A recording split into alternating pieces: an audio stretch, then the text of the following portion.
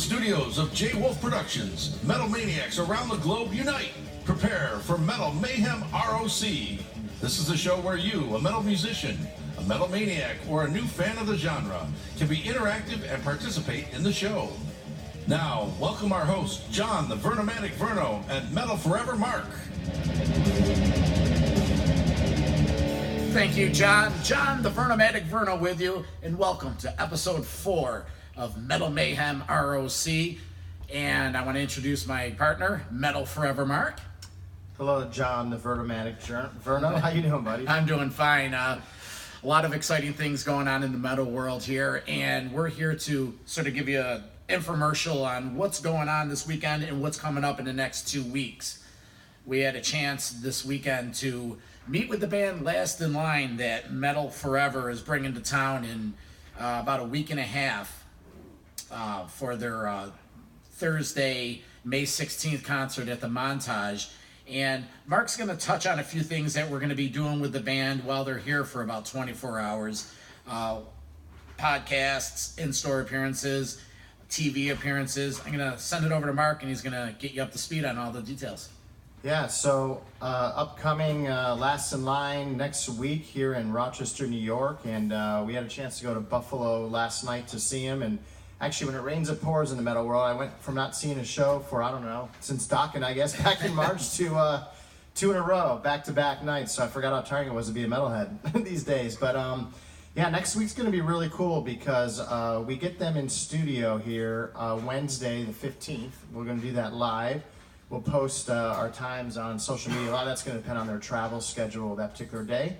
And then, so that'll be Wednesday night. We'll go Facebook Live. We'll interview with them live, and we're gonna do some serious interview questions, but then we're gonna have some fun with them. Maybe get into a few of our Metal Mayhem ROC segments. Yeah, some of the like the Mount Rushmore of metal. I think we've been throwing it around, maybe the Mount Rushmore of Dio songs, and just through all our research, we found that these guys have it's like a woven connection to the metal history, the metal community. Yeah, I mean, we were driving last night down to Buffalo and pulling up Wikipedia and just doing some research on it. I mean, Vinny Appice alone, for example. I mean, we just almost got like tired of reading the whole damn bio, all the bands he's been connected to, all the metal legends he's been connected to, in and out of different groups. I mean, new projects. I don't know how the guy does it, to be honest. New projects, old projects, weird projects, but everything's all combined. It connects at the root of what we're doing here in terms of the metal history. But we had a chance to see the band, and we're blown away. They killed it. They were playing all kinds of different Dio associated songs from Dio's career, but more importantly, some of the material from the Last in Line releases. They have 2 releases, and I know Mark was a little skeptical at first. He wasn't skeptical, he was unfamiliar with the material. And, I turned him on to a few of the songs, and, he's like, hey, it sounds good, but, I'm really not too familiar with it. Well, I'll tell you one thing, folks. 5 minutes, 10 minutes into the show, when they opened with a few songs, he turned to me and goes, hey, man, this shit's pretty good. It's pretty heavy, so. Yeah. I mean, to your point, I wasn't skeptical. I was unfamiliar, I think is the best way to say it. I mean, when we got approached about Last in Line and doing the show and the fact that it ties into everything we're trying to do with Metal Mayhem ROC and Metal Forever, we knew the guys' history. We knew the musicians and the bands they were connected to, all the great ones, Dio, Ozzy, Black Sabbath, I mean, and Vivian Rainbow, Def Leppard, Vivian Campbell in the Rock and Roll Hall of Fame now, which, got a really big applause last night. So there was no questioning any of that, and we knew their singer was kick-ass too. I liked his jacket, by the way. Andrew Freeman. He was recruited for the project Last in Line, and he had some stints in various musical outlets. But I'm telling you, folks, this guy killed it.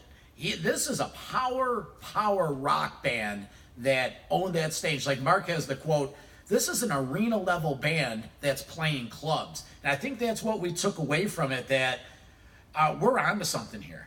Well, I think it's, and again, obviously we're promoting a show and we want people to come to the show and buy tickets and what have you, but this is not like shameless show promotion in the sense that this is just genuine, straight up. Like, we're like, okay, they could be the best kept secret in rock and metal right now, as far as a touring band that, again, they're playing clubs, easily an arena band. By the way, they sounded it. And again, by the way, Jim Cream Band opened the show. He also has another band called Hair Nation, I believe. I've seen him a couple times now. He's a great singer, great band. They got a cool drummer who wins all kinds of local Buffalo awards for her drumming performances.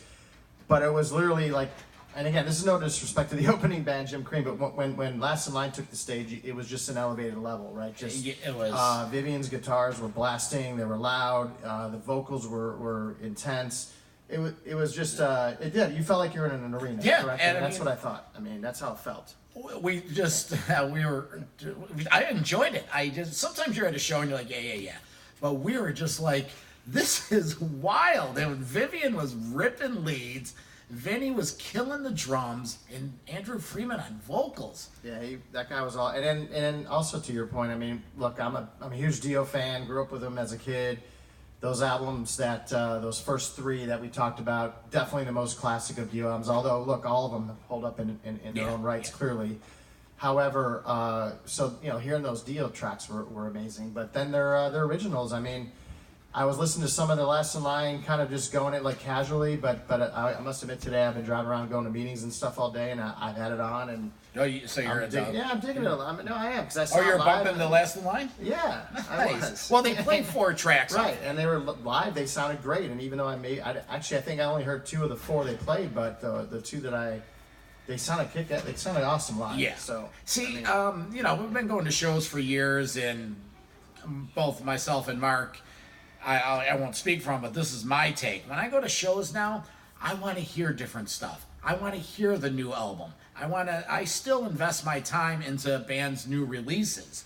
So when I go there, I want to hear it. It's like I'm looking forward to it. That being said, they play, like I said, 4 or 5 songs off of the 2 Last in Line releases. Well, the other thing I was going to mention, and actually, if you watched, we got them to film a quick little show snippet, which was actually kind of funny because they're promoting the Rochester show, saying, "Hey, come on out, May 16, Montage Music Hall," and then Vivian Campbell says, "And yeah, and Vinny's not going to suck." And then they were kind of all laughing and joking, and then Vivian goes, "Well, if Vinny sucks, then we're going to go get Carmen." And that was another thing that I think, and again, this is no disrespect to both the Appice brothers, Carmen and Vinny. But again, being a metalhead, and when you get these CDs and you look at who's in the band and the liner notes, and I at times got these guys confused. I didn't know which drummer was in which band, or actually at one time I didn't know if they were the same guy. Just sometimes they called him Vinny, and sometimes they called him Carmen. So as we were fact checking, yeah, John, that's your new job, by the way, and you've been slacking on fact checking, dude. So as we move forward here, we're gonna call you out on that. But so both guys are connected equally to these different bands, but seems like Vinny was more metal from the start. Is what it seemed like, and Carmen kind of was in other stuff in rock and what have you. Then he ended up kind of more in metal, I guess. Well, Carmine's older, so right. So that would be natural. Yeah. So Vinny is younger, so he had a newer career. But so the bottom line is the Last in Line concert. We're really looking forward. Again, it's just not a shameless plug for our show, for the show we're bringing in. It was all of that. Yeah, I'm going to give a shout out to Metal J, we call him, Justin Morey. He was there. He's been telling me about Last in Line for 2-3 years. And at one point last night, he goes, "Mark, I've been telling you about this band for 3 years now. You're not paying attention to me all the way." And I was like, "No, I'd always known they were good." But he's like, "No, they're an arena band." Jane Evil from Adrenaline was down there. They're going to open the show. That was cool. Bart from Pineapple Jacks was there. Yeah. He's really supportive, even though it's a different venue and we haven't brought a show to Pineapple Jacks yet. They support the rock metal scene. It felt like a Rochester contingency down there. And you know what, Rochester, we got to show up Buffalo. Let's get that place packed. It's a Thursday night. We're in Buffalo on a Sunday night, and they had a nice turnout. So we have a town Buffalo-Rochester little rivalry going, and it's a Thursday night. So let's fill that place up. Yeah. And then, by the way, just to tie that up, a couple other things when the band's in town. So we mentioned Wednesday night podcast. We're going to go live, get the band in the studio. That'll be fun. Thursday morning, Good Morning Rochester appearance. Mm-hmm. They may or may not perform. We sent them some stuff that Phil Collin did when he was coming through town that he actually performed. My guess is they probably do more of an interview format like we did with Don Dokken when he was here. just because logistically that's a lot easier than lugging gear around. Yeah. But we'll see. We throw it at him. And Good Morning Rock, Mike DeGiorgio, our producer friend, offered that to him. Thursday afternoon, show day. We're definitely gonna go to House of Guitars, just trying to confirm which band members. The whole band will not go, just because they're doing a VIP meet greet later that night, which is kind of a band meet greet, but it's a cool package. I mean, we got there a little bit late, we missed it all. We got invited, which was great by the band, but they had a meet greet, sound check, you got some autograph, stuff they posed for photos. So photos, that's you get going a on lanyard, a LI last in line lanyard, some nice. You're able to get autographs. I think we should have bought shirts. I don't know why we didn't do that, but anyway, Metal J picked up the set list, so I think I actually got roasted by some folks on Facebook when I posted the new. Not to get too far ahead of the show quickly, but I posted the new Judas preset list, and some people were like, "Oh, I hate losers that post the set list." I'm like, "Well, it's all over freaking social media." So I actually like we're gonna be the only ones that spoil it. News. But what the hell? But I did grab the set list too. That was signed by the band for this leg of the tour. Although, bands like that, they're known to change things up a little bit too. So you never know if that's going to be the. Although one thing I was going to say is. You made fun of me for I don't know why, but I like the song Egypt. The chains are on, man. I made us stay until we got through that song. I did. I like that. I forgot how killer that song is. Right? Thank you. So the last in line, we'll circle back and discuss that more. But more importantly, or more recent this week, Overkill's playing Anthology, and Mark and myself will be down there doing an interview with Bobby Blitz, discussing the new tour. It's been going on for about a week and a half now. Playing a lot from the Wings of War release, a lot. Actually, they spawn going throughout the whole career. The band's been around since the early '80s, and every couple of years they're releasing something. It's like we've touched on this. It's consistent metal. They stay true to their form, and they're from Jersey. They're I've seen them. I've been seeing them for 30 plus years, but they're going to be playing Anthology with Dark Angel and. I heard Act of Defiance is opening the third on the bill, but I read somewhere on one of the Facebook posts that they're not on the tour anymore. But we're going to be down there with a Facebook Live interview, probably from the tour bus or maybe backstage. But the show's selling really well. Go on YouTube. You could see some clips playing 4 or 5 tracks from the new one. So that's what's going on later in the week in Rochester. By the way, I know we have a segment called Streaming for Vengeance, and this is not it, but I've been just jamming that new album. That song Last Man Standing is it's like in my head of a pin. It's as metal as it gets. And I know we talk sometimes on this, so far in a couple episodes about, some of these bands, they're getting up in age, they're in their 60s. Are they really going to record heavy, fast, thrashy stuff but Overkill's doing it, and it's actually, if anything, I think it's getting heavier in a way. Actually, I'm digging it. The voice behind the console, John has a history with the band. He did some professional work with them for about 5 or 6 years. John, what's your take on Blitz and Dee Dee and the guys in Overkill? Yeah, how they sustained it, man. They just do what they do, and they don't even think twice about it. Absolutely true. Dee Dee spends a lot of time in the studio. Writing, playing riffs, goofing around. I've watched him, over the years.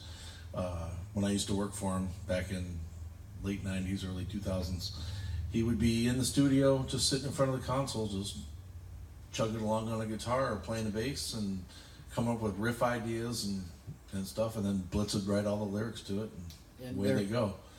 Yeah, I watched an interview with Blitz recently, and he talked about the chemistry between him and Dee Dee Verney, and he goes, "Hey, we've been bandmates for 30 plus years, but more first and foremost, we're brothers. They're very tight, and they've that's part of what he was explaining.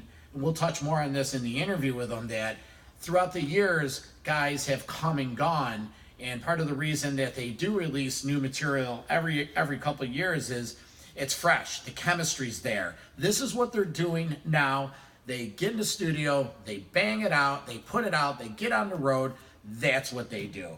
Blitz is what you see is what you get. It's I've met him a couple times throughout the years, and he's always been cool. I remember seeing them at the Penny Arcade.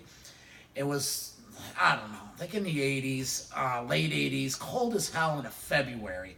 And the dude's outside the back door of the Penny Arcade, meeting and greeting. He could easily have been gone. And some of those pricks have been gone, other bands. You know, not Blitz. You know, he knows. He's just a cool guy. So this Thursday, Anthology, Overkill, Dark Angel, Act of Defiance.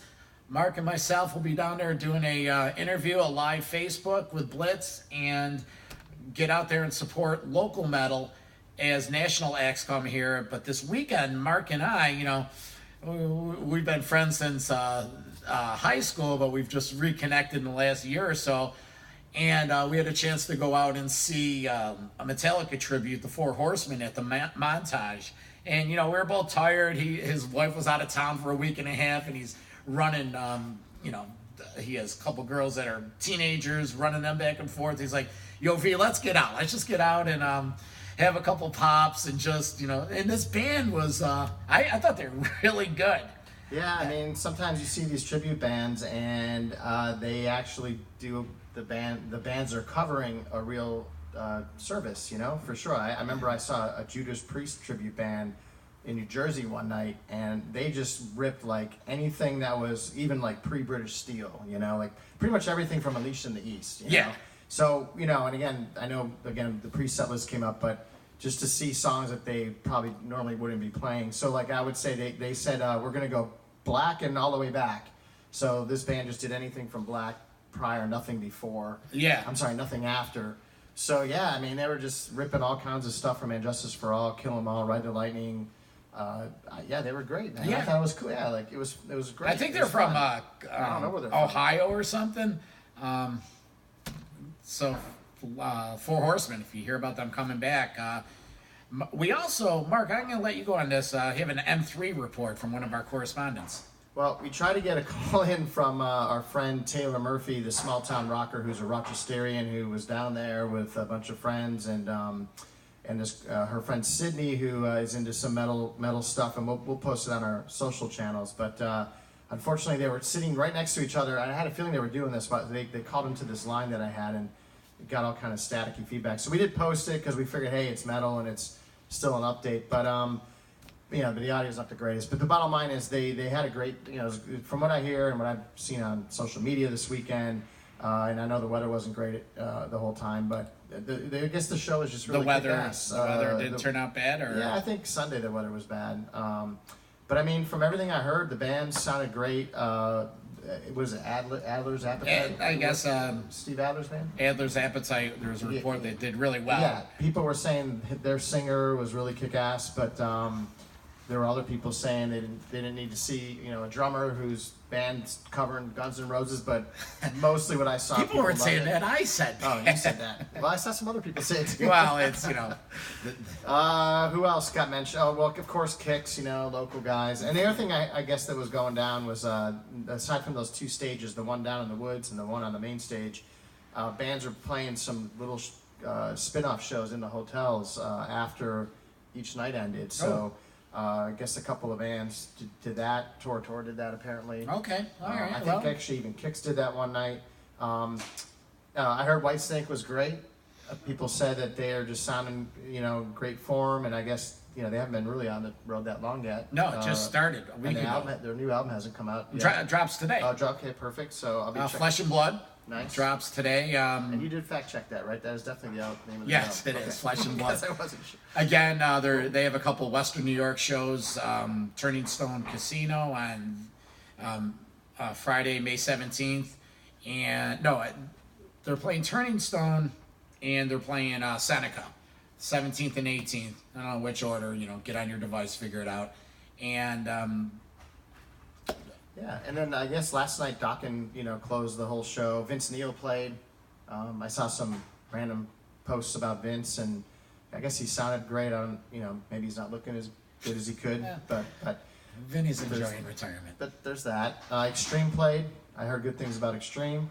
So again, all in, man, it just sounded like a great weekend. That festival, I don't even know how many years it's running now, but it's got to be at least 7 or 8 years, maybe more.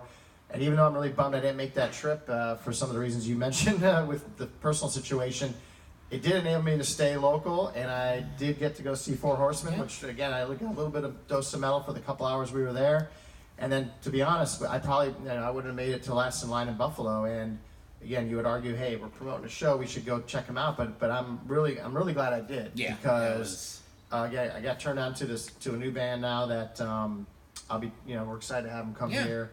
And I wouldn't have done that if I had gone to M3. So anyway, that's kind of the roundup from down there, I suppose. Big news of the weekend. Judas Priest started the third leg of the Firepower U.S. tour with Uriah Heep down in Florida. And Richie Faulkner about a month ago did a few interviews talking about that. They decided to go back into the catalog, dust off some songs they haven't played in a while, some songs they've never played, and the set list was released. And sometimes when bands say they're going to play some new songs, it's like one or two.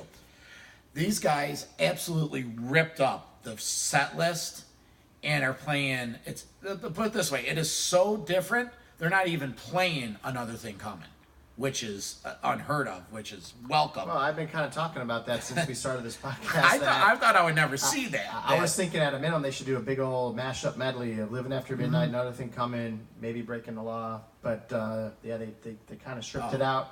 I personally think the new set list is awesome. I can't wait to see it. Opening with Necromancer. I mean, spoiler alert. Yeah, sorry. Yeah, it's been posted. But although Rob's wearing some weird Merciful Fate kind of looking thing. Well, but he's a metal guy. He can do everything. He's getting his groove on. But Priest is playing 2 nights in Albany, 18th and 19th of May. 2 nights at the Palace. I'm telling you, get down to see the show. We're going. Oh, yeah, most definitely. Anyone wants to go, let's get a convoy. Maybe one day we'll get a Metal Mayhem ROC bus trip to a big show. That's been in discussions. But the Priest is in town in a few weeks in Western New York. Whitesnake, the Dio, Last in Line, a week and a half. Overkill this week. So there's a lot going on. You're going to see a lot of our faces, a lot of our voices, because we're trying to keep everyone up to breast with what's going on. I know we're in a social media world where you're a click away, and that's what we're doing. We're no different than any of you folks, but we're trying to keep this fresh and up to date, and we're working on the interaction end. The metalforever.com website is out there, but we also have the Metal Mayhem ROC Metal Podcast Music Group. It's on Facebook, and if you get on there, join the group, and Mark's really good on posting discussions and keeping things going throughout the day and the night, because this is our labor of love. This is our passion. It's a undertaking that we're totally committed to, and we want to get you folks involved. So that being said, speaking of that, I do have a little bit of fan feedback, and excuse the nerdy, dorky glasses here. Maybe I'll get some real metal ones at some point. Maybe I'll brand them or something. I don't know, but I don't know, just some fan. We posted, do they still got it? That was one of our show segments last episode. And just some comments here. Jeff Mao, I think I actually saw him last night. I don't know if he did the double or what, but said Whitesnake was still great. Quiet Riot, Frankie sounded great. Warren is great. Vixen, they got a brand new singer. Wasn't sure about Vince Neil. Another comment, Kix and Vixen both had their A game going. I might be in the minority here, but a few times I've seen Vince Neil, he still puts on a great show. So just a few comments. Then somebody brought up Faster Pussycat. I think I was watching MTV the other night, or MTV Classic, and they came out. Whatever happened to that band? I think they're still around. I think the only one down. Yeah, he's the only. Well, it's the lead singer. Yeah. They really, I don't know. They weren't really that good 30 years ago. So. And they had a cover song, I think. You're So Vain, the Carly Simon cover. I feel like when I was going to school, SUNY Fredonia, back in the day, they actually did an in-store. And I think it was like myself and maybe 10 other metalheads that actually went to go see him there. It was like many bands even came through that town. But they must have been going to playing a show in Buffalo or something. That's a great spin-off. That's a great segue to back in the day, because back in the day I had a chance to see Faster Pussycat. They opened for David Lee Roth in Niagara Falls. It was the David Lee Roth Skyscraper tour. So that may have been, weren't you living in Buffalo at the time at 88, 89? I was, yes. Yeah, so that may have been... actually, I was at Fredonia at that point. I took a ride alone to the show, and I show up to the venue, and it was an airplane hangar. And it was I'm like, what is this? And I'm telling you, man, that was the tour, Skyscraper, second solo, post Van Halen, Steve Vai, Billy Sheehan, Greg Bissonette, and David Lee Roth, and it was a general admission show in this airplane hangar, and the Vernomatic had his arms over the rail in front of Steve Vai. They opened with Knucklebone, Shy Boy, all that stuff, that early Roth solo stuff that was fantastic. But the point is, Faster Pussycat opened the show, and that was quote their heyday. I think they had that song On the Bathroom Wall or something, number written on the bathroom wall. Yeah, I remember that track. Yeah. So forgettable band. They're a hair band. That's another discussion. Yeah. You want to touch on where these people can get tickets for the Last in Line?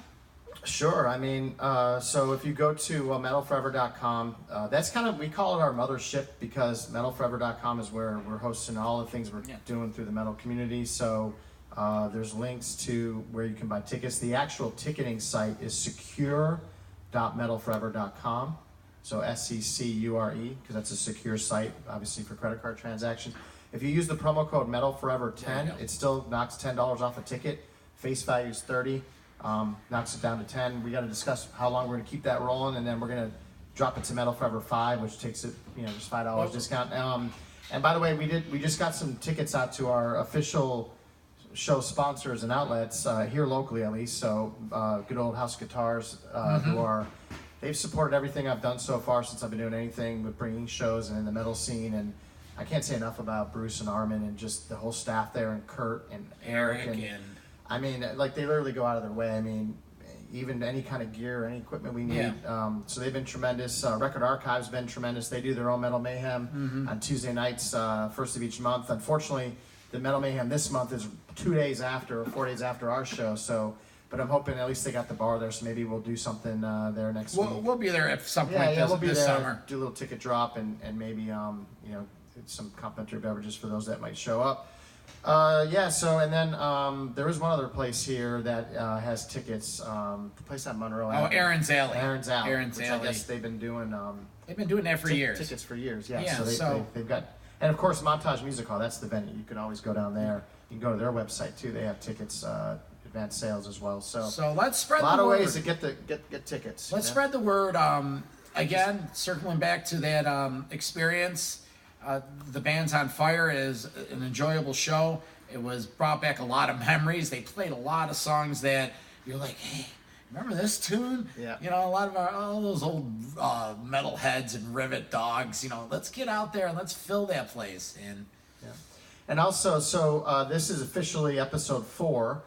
We did record episode 3 not too many days ago. We're gonna try to get that posted probably tonight. So it'll be episode 3 will go up, then episode 4 will go up. We actually previewed some new show segments, episode 3, and it went a little bit longer, like 42 minutes, but that's because we hadn't done one in a couple weeks, so there's a lot of content to get through. So, yeah, we just appreciate the support, man. We appreciate people commenting on our group page. We appreciate people commenting on the Metal Forever page, emailing us, and once we get these things up and rolling and live, and even our show's a work in progress. The studio that we're in here, they're upgrading everything they're doing to support the show, and they have other shows too. Shout out to Paratalk Radio, that's also on the same network. So yeah, man, it's just gonna hopefully keep getting better as we go forward. When could they hear the Paratalk? Mondays at 8 p.m. 2-hour show, Facebook Live and paratalkradio.com. Correct? Yep. Yeah, those guys, it's Psychic Cindy and Ted Wolf, they got their act together. You could call up. You guys are taking phone calls, aren't you? Yeah, phone calls, a lot of interaction on social media. They're sort of our mentors, and they're helping us get Metal Mayhem ROC to their level. So that's Monday nights at 8 p.m. It's a 2-hour show. Take a listen to that. Sorry not to cut you off on that one, but I also, because of the platforms we're on now, we're now on Spotify. You can find us on Spotify, iTunes podcasts. So we're getting iHeartRadio. So we're getting out there a little bit more than just our social channels as well, and hopefully that'll continue to get better. So are we ready to get taken out of here? Yeah, tonight? we're going. Thanks for tuning in. Yeah, we'll talk to you Thursday night from Anthology with Bobby Blitz of Overkill. Thank you for listening to the Metal Mayhem ROC. Check out our website at metalmayhemroc.com, metalforever.com for more information on upcoming concerts, podcasts, archives, and all sorts of info. Please like, follow, and share with everyone. Catch us next time here on WLFE DB Radio.